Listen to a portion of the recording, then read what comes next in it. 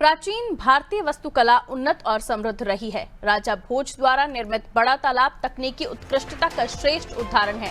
ये बात CM doctor Mohan Yadav ने the Indian institute of architects के राष्ट्रीय सम्मेलन ट्रांसम के शुभारंभ के दौरान कही।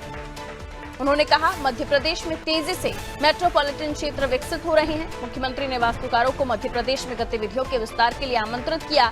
उन्होंने कहा कि प्राचीन काल से ही आर्किटेक्ट्स का जो विशेष महत्व है वो रहा है।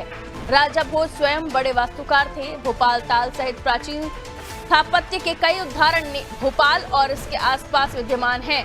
मुख्यमंत्री ने वास्तुकला उत्कृष्टता में विरासत को समाहित करने के लिए डॉक्टर निधिपति सिंघानिया को भारतीय वास्तुकार संस्थान फेलोशिप से सम्मानित किया।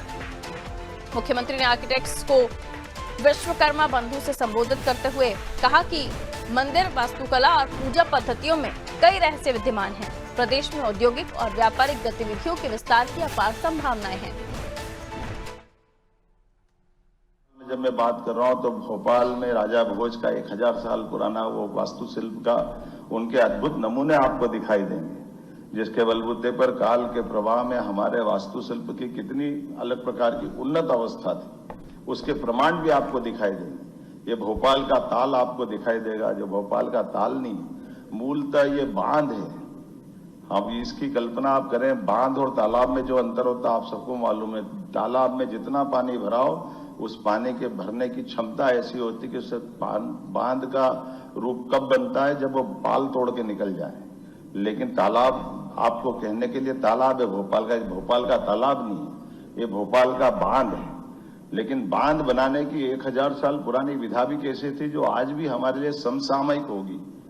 इसकी भौगोलिक अवस्था ऐसी कि चारों तरफ चट्टान में पानी रोक रहे हैं, कोई मुख्य धारा को नहीं रोका है, और इसका डिस्चार्ज बहुत छोटा सा अलग से, पानी का लेवल वहां से मेंटेन हो जाता है, लेकिन ये पूरा बांध भरा रहता है। ये आज भी ये विधा की जरूरत है बांध बनाने में, जिसमें न्यूनतम खर्च में अधिकतम पानी का स्टोर कर ले, और बांध की संभावना बहने की है ही नहीं। इसलिए भोपाल इस तालाब के पूरे नीचे बैठा हुआ है, पूरा बसा हुआ है।